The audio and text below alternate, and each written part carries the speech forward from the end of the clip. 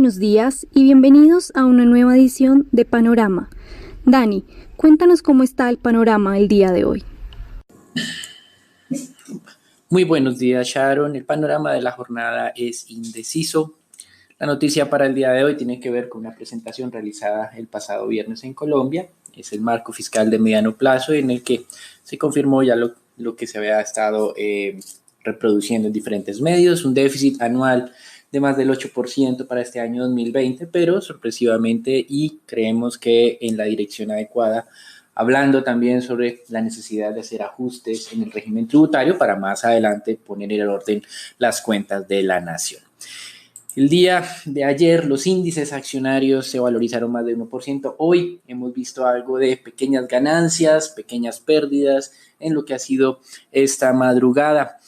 El Congreso de Estados Unidos recibirá hoy al presidente de la Reserva Federal y al secretario del Tesoro de los Estados Unidos. El mensaje del presidente de la Reserva Federal puede que se vea o se perciba un poco más optimista, pero el mensaje fundamental sigue siendo de alta incertidumbre y la necesidad de hacer o implementar nuevos paquetes de estímulos, ya sea de tipo monetario, que está listo la Fed a realizarlo, o de tipo fiscal. Y en esta parte del tipo fiscal, recuerden que en mayo el Partido Demócrata ya había aprobado un nuevo paquete fiscal de más de $3 trillones que no fue respaldado por los republicanos del Senado. La Casa Blanca ya se está moviendo con un paquete cercano a $1.5 trillones. También se está mencionando la idea de un plan de inversión en infraestructura, y esto es interesante porque hasta el momento los gobiernos lo que han venido implementando son medidas para mitigar el impacto negativo, pero todavía no para incentivar el crecimiento, bajo el entendimiento que con falta de confianza de los consumidores, ninguna propuesta de incentivar el crecimiento va a tener, digamos, una respuesta adecuada en los consumidores.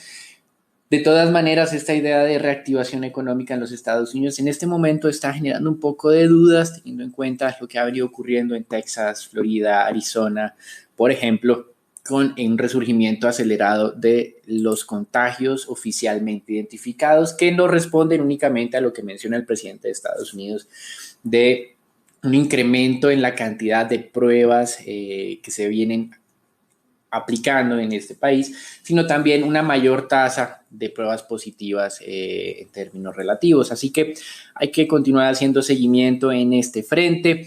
El secretario del Tesoro, de acuerdo a lo que ha mencionado diferentes medios de prensa, hará énfasis en la recuperación del tercer trimestre, y es lo que también ha venido haciendo el mercado accionario con esas fuertes valorizaciones de hace 2 meses. No están viendo la probable contracción de un 35 hasta un 40% anualizado del PIB del segundo trimestre, que no ha sido publicado en los Estados Unidos aún. Tendremos que esperar al mes de julio para esto, sino está haciendo énfasis en una recuperación del 17% en el tercer trimestre, la más alta de la historia, pero si al caso, la mitad de la contracción del segundo trimestre. Lo mismo hizo el presidente Trump con el tema de generación de empleo, cuando tuiteó de una manera muy optimista y mostrando a sus votantes que había generado más de 6 millones de empleos en uno de los recientes meses, cuando el anterior mes había perdido más de 20 millones de empleos. Ese es el mismo tipo de respuesta que hay que estar muy pendiente en el resto de encuestas o de cifras financieras, porque como ya hemos mencionado, muy probablemente los indicadores de mayo o de junio sean mejores que los que tuvimos en marzo o abril, pero tal vez esos indicadores de mayo y junio todavía no me están llevando, o más bien, lo más seguro es que todavía no me están llevando a los niveles precrisis, y la velocidad de recuperación entonces será fundamental para determinar cómo de verdad van las economías. En China, las utilidades de las empresas industriales crecieron por primera vez desde noviembre de 2019. Lo que pasa es que en este indicador, que es mensual supuestamente, las autoridades chinas, pues con beneficio inventario, decidieron no publicarlas ni en enero ni en febrero. En marzo nos enteramos que se produjo una contracción del 35% de las utilidades industriales frente a hace un año, y ahora en mayo tenemos esa primera expansión de solamente 6%, aunque la comparación no es frente a abril. Lo positivo de este indicador es que la comparación es frente a mayo del año pasado, cuando no había COVID. Entonces este indicador sí está mostrando recuperación. China es uno de los países que mejor, en teoría, está en este momento saliendo de esta crisis. Los PMIs también se van a conocer o lo que es la versión ya definitiva de los PMIs correspondientes a junio en China. Lectura del manufacturero de 50.9 por encima de la lectura preliminar de 50.5 y del sector servicios de 54.4. Y esto nos sirve también para decir que el PMI no es una comparación año a año. Esto no me está diciendo que el PMI manufacturero está creciendo frente a lo que se tuvo hace un año, sino frente a lo que se tuvo al mes anterior. Es decir, que una lectura de solamente 50.9 me está diciendo que apenas está empezando a crecer. Los PMIs en varios países de Occidente se desplomaron hasta niveles del 30 unidades. Quiere decir que en algún momento, si yo quisiera una recuperación en V muy rápida, necesito un PMI con lectura de 70, 80 unidades y lo que estamos viendo en Europa es que está en 50, 51 en el mejor de los casos. Así que si bien es cierto, si hay recuperación, la velocidad, como hemos insistido, es lo más importante para determinar. China dio un paso más también para incrementar su control sobre el archipiélago de Hong Kong. Esto pues no debería extrañarnos teniendo en cuenta que a partir del año 2047 pues ya este tema de dos sistemas, una nación, pues no se va a aplicar. Este es el pacto que firmó China con las autoridades británicas en 1997 cuando se reversó pues el tema de la propiedad de este territorio.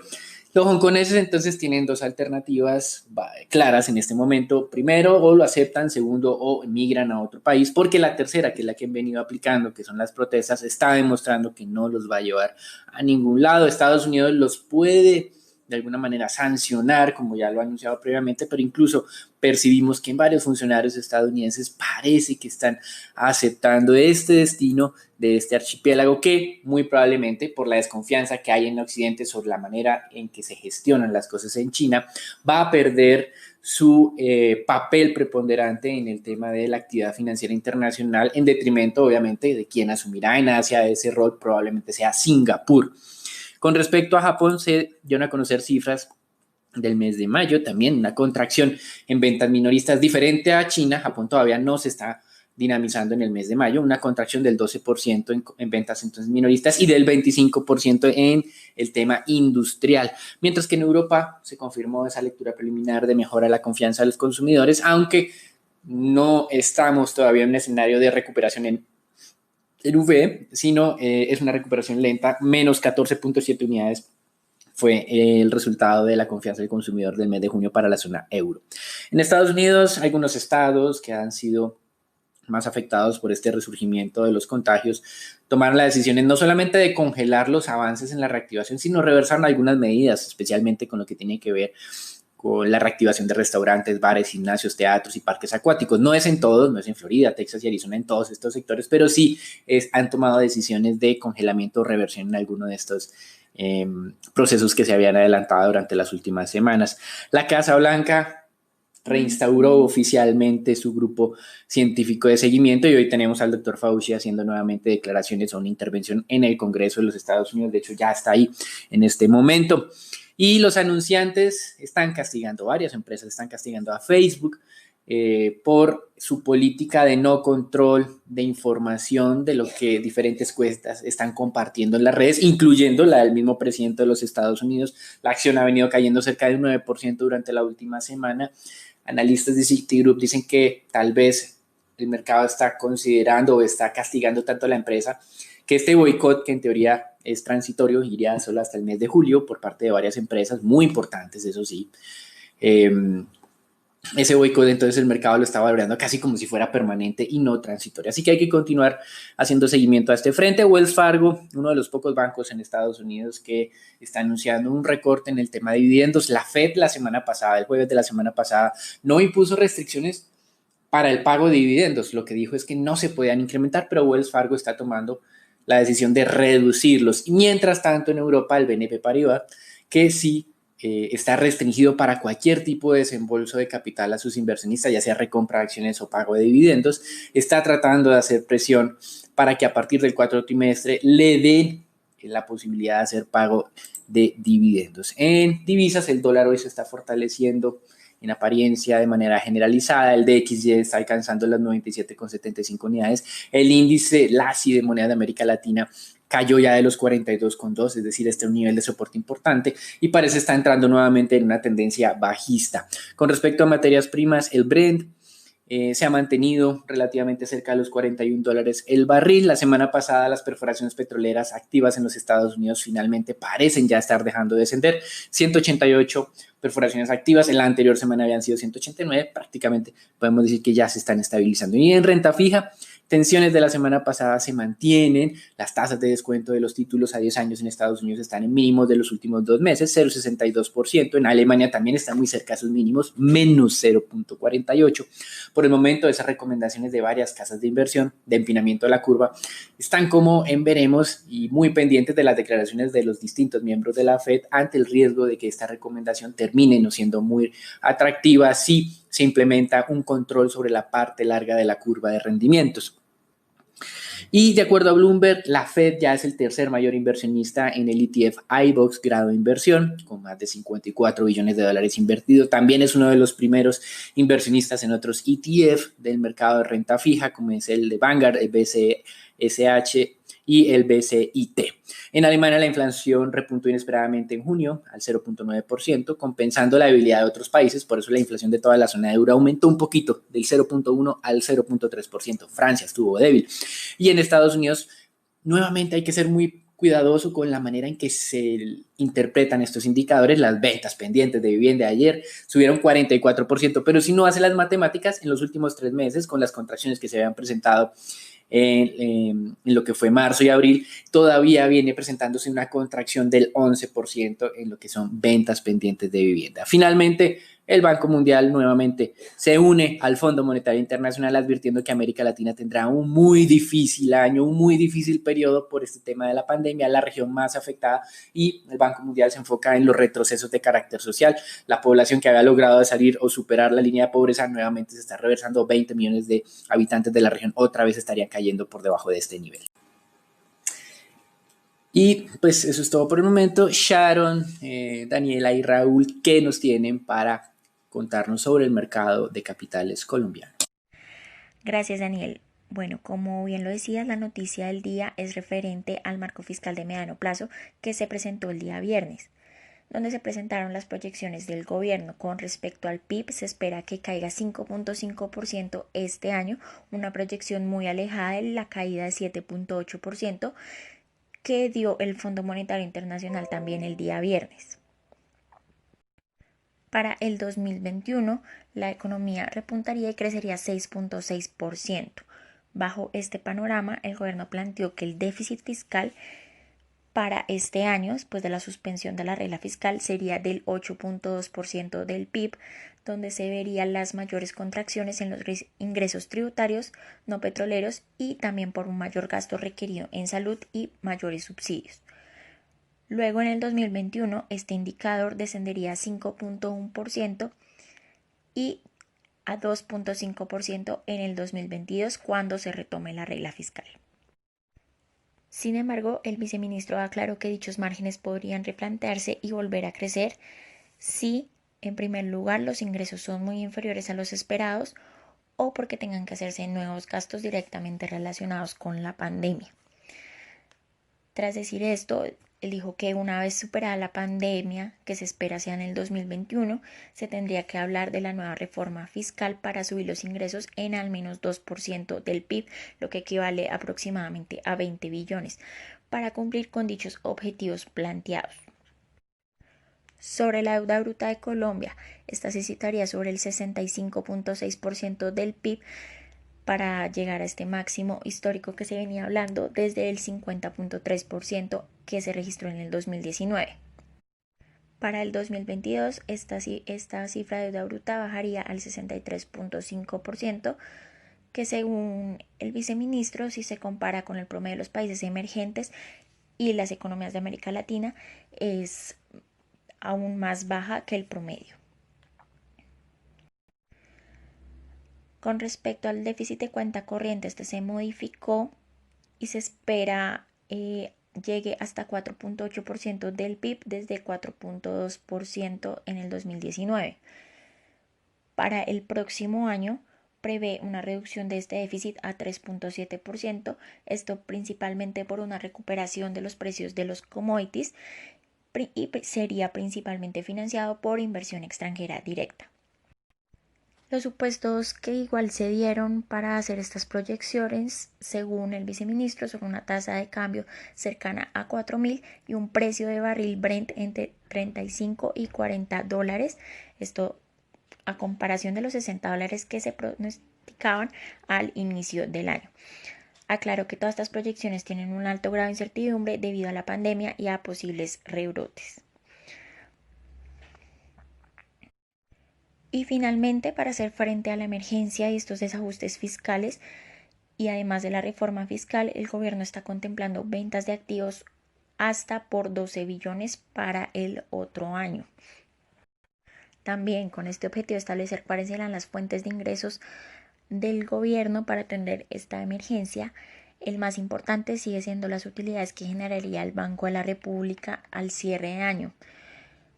Con lo anterior, se espera que el banco reporte utilidades este año por 6.9 millones, que son menores a los 7.1 millones del año pasado, aunque serían más que lo que prevén para 2021, que serían 5.2 billones. La mayor contracción en los ingresos del próximo año sería por los dividendos que recibe Colombia por Ecopetrol. Esta disminución, según el marco fiscal, son de una fuerte caída al pasar de 6.5 billones en 2020 a 638.000 millones para el 2021.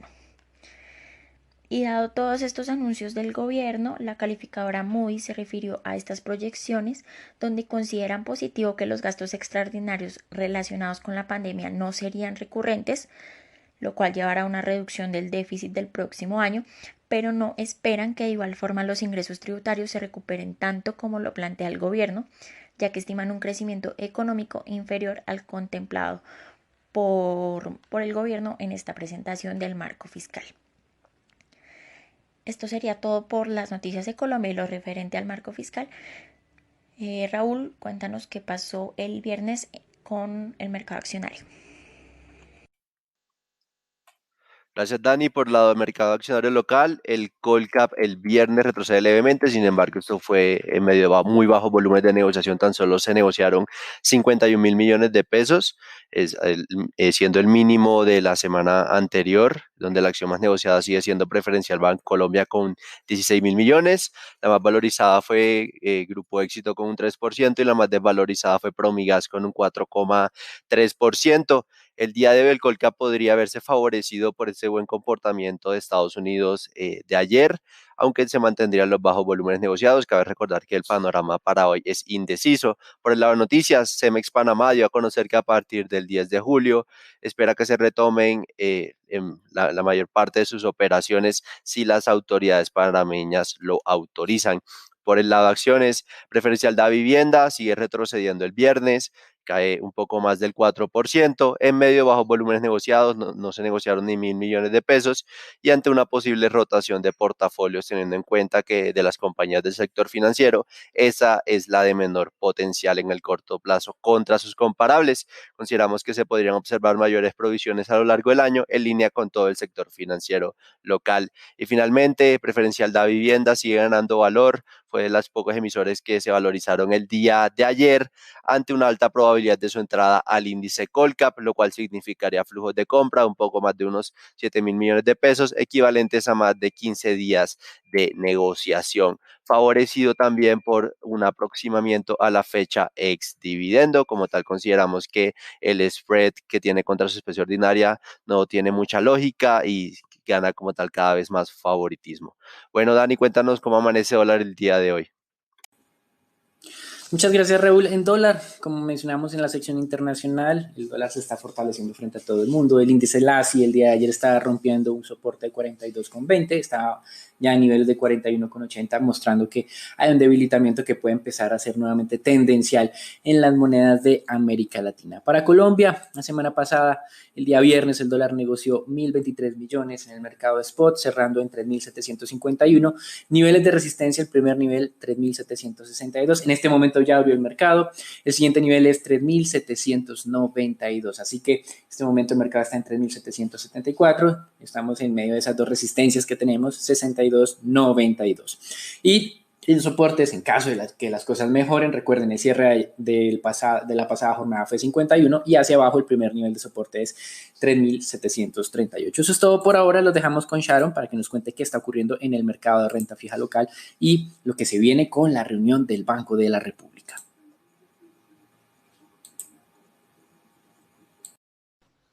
Gracias, Dani. En una jornada anterior calmada a la espera de la publicación del marco fiscal de mediano plazo, la curva TES tasa fija se valorizó alrededor de 3 básicos y siguiendo este movimiento la curva TES VR ganó cerca de 2 básicos. Tanto los TES del 24 como los del 28 se valorizaron cerrando en 3.85% y 5.85%, valorizaciones de 4 y 1 básicos respectivamente. En cuanto a deuda corporativa, cada vez con menos volúmenes negociados, no hubo mayor movimiento realmente en las negociaciones. Los indexados a la IBR continuaron descontando ese nuevo recorte de política monetaria para la reunión de la Junta Directiva del Banco de la República el día de hoy, mientras que los IPC ceden un poco en las valorizaciones, pero continúan siendo los que más terreno han ganado durante las jornadas pasadas. Se operaron solo cerca de 2.000 millones a través del sistema transaccional y 370.000 millones por registro, con operaciones concentradas en tasa fija del 20, del 21 e IPC del 21. Por el lado de noticias tenemos la confirmación del Ministerio de Hacienda acerca de la emisión de la nueva referencia de TES en pesos a 30 años con vencimiento en 2050 que se realizará en el segundo semestre de este año, además de la publicación del aumento de los montos de emisiones para las subastas semanales de TES. Entonces los TES en pesos pasan de 400.000 millones a 650.000 millones de pesos. Y para los TES en VR de 190.000 millones a 250.000 millones de pesos. Estas modificaciones se llevarán a cabo a partir de las subastas del día de mañana.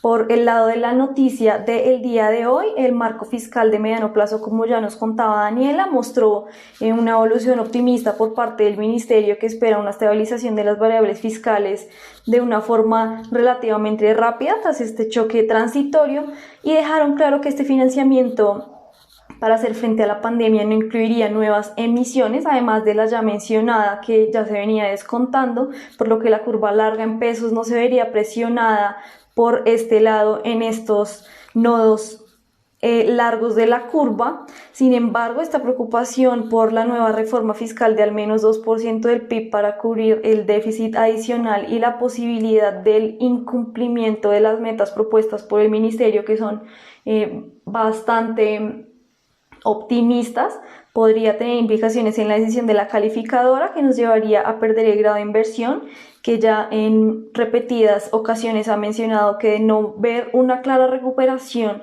el próximo año en crecimiento y en las variables macro, inminentemente recortaría un escalafón más de la calificación, llevándonos por debajo de ese nicho de grado de inversión, por lo que quedamos atentos también a lo que serían la nueva evolución de variables que nos den una claridad más clara de lo que será la salud de la economía en los próximos trimestres. Quedamos entonces atentos hoy a la reunión del Banco de la República, en la cual esperamos un recorte de tasa de 25 básicos. Gracias por escucharnos y no olvides conectarte a diario para conocer el panorama del mercado. Buen día y hasta la próxima.